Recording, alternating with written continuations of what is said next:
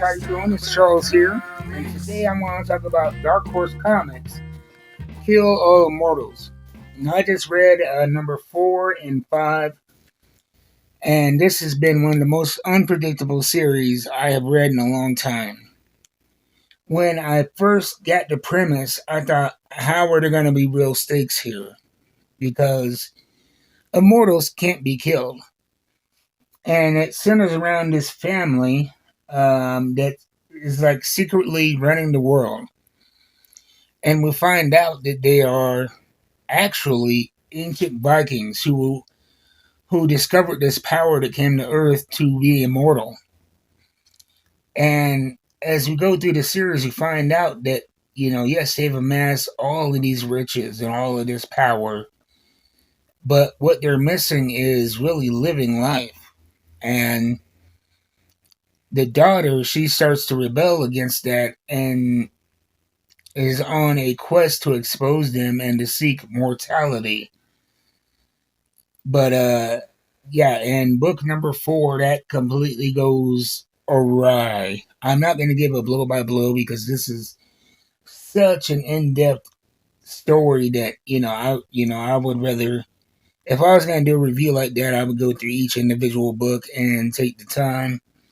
But I honestly think that this is such a great story, and it's such a new series that you'll be able to get number 1 through 5 and enjoy it yourself. And so I don't want to ruin that for you.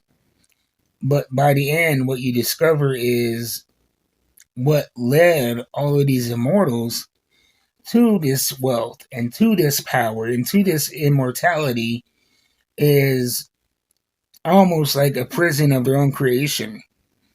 Because they spent all of these millennia fighting off, any threat to their power, but they don't really live. And it's it's surprisingly deep. And there's lots of action and brilliant art in this book. But when I got to the end of it, I mean, it was funny. You ever read a story and you get to the last page and you're like, yeah, I feel fulfilled. Like the story is done and it's like finishing up a good meal and you're full, but you're not overfilled and you're just happy. And that's how I felt when it resolved. And then you turn to the last page or the last 2 pages and you're taken to Hong Kong with what looks to be a crime boss. And he senses that something is wrong, something is off in the world.